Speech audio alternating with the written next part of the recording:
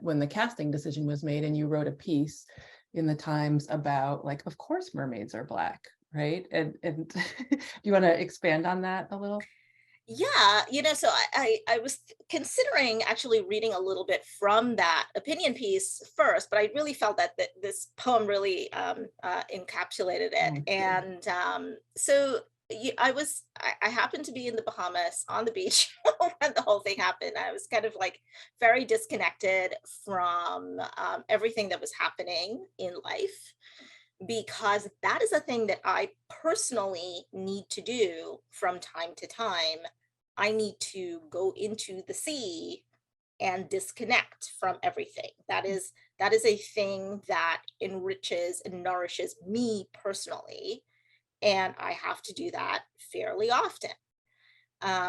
And I was not really getting the entire story because I was disconnected. So it took me a few days to figure out, oh, they're recasting the Little Mermaid. It's going to be a live action, not really a live action if there's any kind of animation in it. And the actress was going to be this young Black woman. And it seemed so strange to me that people did not know that mermaids could be Black.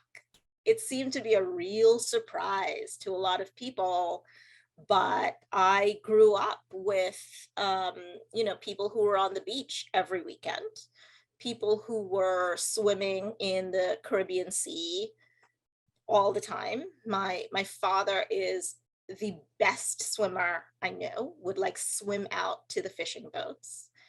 And in addition to that, I had always known that there were Black mermaids in the mythologies that I grew up with. So Mami Wata, for example, is a West African goddess who became Mama Jlo when she came to the Caribbean with the enslaved. And she, was ostensibly a mermaid.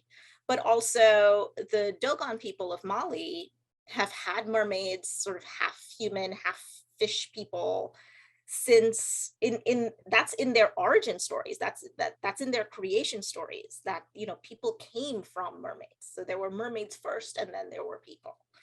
And then we have the Khoisan people in southern Africa, who also have cave drawings of mermaids in arid areas, in places that used to have water millennia ago and now do not. So the idea that there could not be mermaids when mermaids belong to the ocean and the ocean does not have borders seemed so silly to me. And this really was the crux of the opinion piece that I wrote for the New York Times. It just seemed completely atrocious.